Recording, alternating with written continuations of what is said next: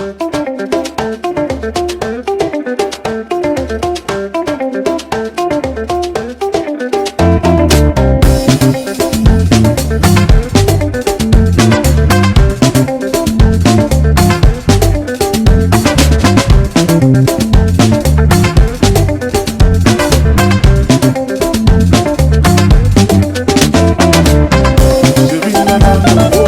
Friends, SPR wheels travel சேனலுக்கு வரவேற்கிறோம்.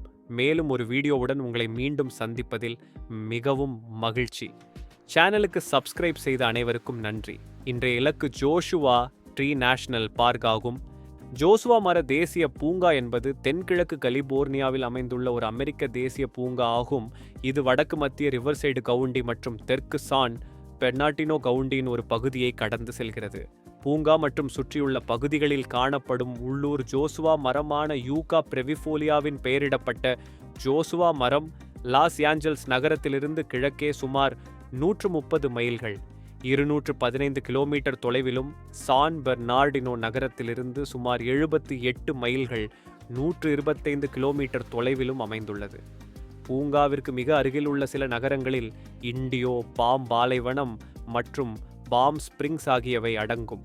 முதலில் 1936இல் ஒரு தேசிய நினைவு சின்னமாக அறிவிக்கப்பட்ட ஜோசுவா மரம் 1994இல் அமெரிக்க காங்கிரஸ் கலிபோர்னியா பாலைவன பாதுகாப்பு சட்டத்தை நிறைவேற்றிய போது ஒரு தேசிய பூங்காவாக மறுபெயரிடப்பட்டது.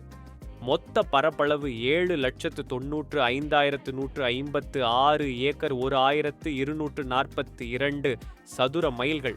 ரோட் தீவு மாநிலத்தை விட 3,217 கிலோமீட்டர் சற்று பெரியது. இந்த பூங்கா 4,29,691 ஏக்கர் 671 சதுர மைல்களை கொண்டுள்ளது. 1,738.9 கிலோமீட்டர் நியமிக்கப்பட்ட வனப்பகுதியை கொண்டுள்ளது. இந்த பூங்கா 2 பாலைவனங்களின் பகுதிகளை உள்ளடக்கியது. ஒவ்வொன்றும் உயரமான மோஜாவே பாலைவனம் மற்றும் தாழ்வான கொலராடோ பாலைவனம் ஆகியவற்றின் சிறப்பியல்புகளை கொண்ட ஒரு தனித்துவமான சுற்றுச்சூழல் அமைப்பு. லிட்டில் சான் பெர்னார்டினோ மலைகள் பூங்காவின் தென்மேற்கு விளிம்பில் வரிசையாக உள்ளன. பின்னர் ஜோசுவா மர தேசிய பூங்காவாக மாறிய பகுதியிலும் அதை சுற்றியுள்ள பகுதியிலும் வாழ்ந்த ஆரம்பகால குடியிருப்பாளர்கள் பிண்டோ கலாச்சாரத்தைச் சேர்ந்தவர்கள். அவர்கள் கிமு 8000 முதல் 4000 வரை இங்கு வாழ்ந்து வேட்டையாடினர். 1930களில் பிண்டோ பேசினில் கண்டுபிடிக்கப்பட்ட அவர்களின் கல் கருவிகள் மற்றும் ஈட்டி முனைகள் அவர்கள் வேட்டையை வேட்டையாடி பருவகால தாவரங்களை சேகரித்ததாக கூறுகின்றன. ஆனால் அவற்றை பற்றி வேறு எதுவும் தெரியவில்லை. பின்னர் வந்தவர்களில் செரானோ, கஹுயில்லா மற்றும் கெமெஹுவேவி மக்கள் அடங்குவர். மூவரும் தண்ணீரில் அல்லது அதற்கு அருகில் உள்ள சிறிய கிராமங்களில், குறிப்பாக பழங்குடியினர் அல்லாதவர்கள், பின்னர் 29 பனைகள் என்று அழைத்த மாராவின் ஒயாசிஸில் வாழ்ந்தனர். அவர்கள் பெரும்பாலும் சிறிய வேட்டை, நீர்வீழ்ச்சிகள் மற்றும் ஊர்வனவற்றால் நிரப்பப்பட்ட தாவர உணவுகளை உண்டு வாழ்ந்தனர். அதே நேரத்தில் மருந்துகள், வில், அம்புகள், கூடைகள் மற்றும் அன்றாட வாழ்க்கையின் பிற பொருட்களை தயாரிக்க பிற தாவரங்களை பயன்படுத்தினர். 4வது குழுவான மோஜாவேஸ் கொலராடோ நதிக்கும் பசிபிக் கடற்கரைக்கும் இடையிலான பாதைகளில் பயணிக்கும்போது உள்ளூர் வளங்களை பயன்படுத்தினர்.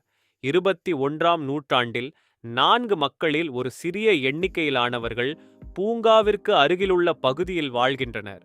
கெமெஹுவேவியின் சந்ததியினரான 29 Palms band of mission Indians 29 பாம்ஸில் ஓரிட ஒதுக்கீட்டை கொண்டுள்ளனர்.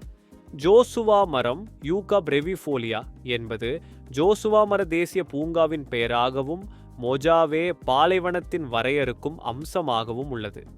ஒரு காலத்தில் ஒரு பெரிய லில்லி என வகைப்படுத்தப்பட்ட நவீன DNA ஆராய்ச்சி அதை அகேவ் குடும்பத்தில் வைத்துள்ளது. ஜோசுவா மரமும் ஒரு மோனோகோட் ஆகும். புற்கள் மற்றும் ஆர்கிட்களை உள்ளடக்கிய அதே தாவரவியல் குழுவின் ஒரு பகுதி. முதல் பார்வையில் ஜோசுவா மரங்களை அவற்றின் நெருங்கிய உறவினரான மோஜாவே யூகாவுடன் யூகா ஸ்கிடிகரா குழப்புவது எளிது.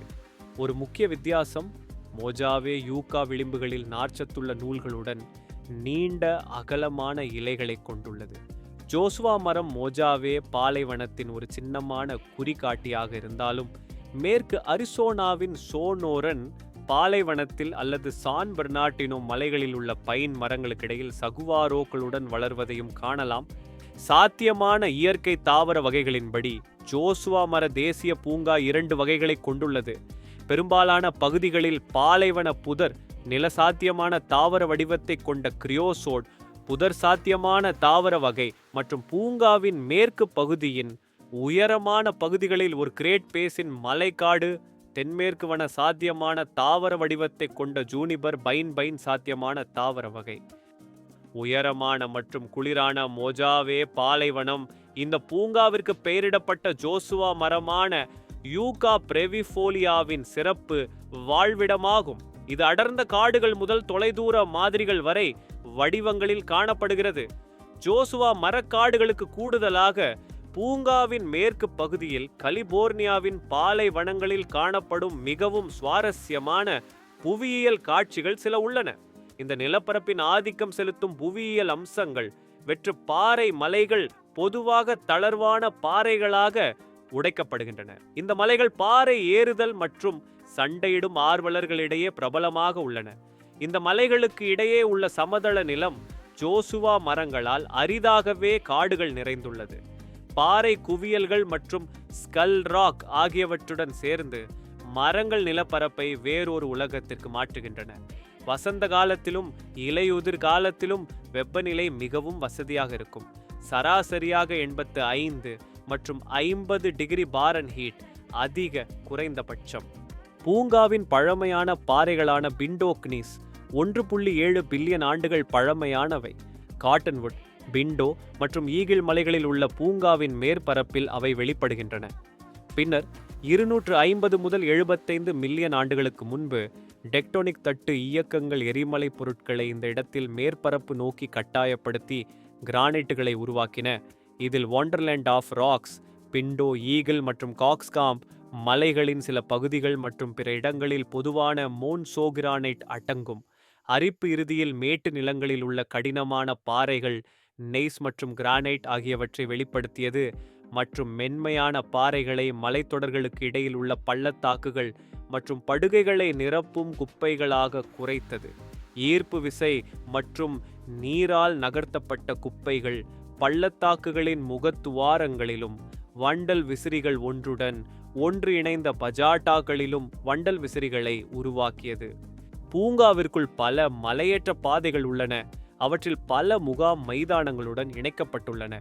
கலிபோர்னியா ரைட்டிங் மற்றும் மலையேற்ற பாதையின் ஒரு பகுதி பூங்காவின் மேற்கு பகுதி வழியாக 56 கிலோமீட்டர் தொலைவில் 35 மைல்கள் வளைந்து செல்கிறது. பூங்காவின் தெற்கே உள்ள கீஸ் வியூவில் உள்ள கண்காணிப்பு புள்ளி கோச்செல்லா பள்ளத்தாக்கு, சால்டன் கடல், ஷான் ஆண்ட்ரியாஸ் ஃபால்ட், சாண்டா ரோசா மலைகள் மற்றும் பாம் ஸ்பிரிங்ஸ் நகரத்தின் மேல் தெரிகிறது. ஸோ இந்த வீடியோவை பார்த்ததற்கு நன்றி. இந்த வீடியோ உங்களுக்கு பிடித்திருந்தால் உங்கள் நண்பர்கள் மற்றும் குடும்பத்தினரை பகிரவும். சப்ஸ்கிரைப் செய்யவில்லை என்றால் இந்த சேனலை சப்ஸ்கிரைப் செய்யவும். உங்களிடம் ஏதேனும் கேள்வி இருந்தால் கட்டளையிடவும். மீண்டும் இதே போன்ற காணொளியில் உங்களை சந்திக்கிறேன். நன்றி. விடைபெறுகிறேன்.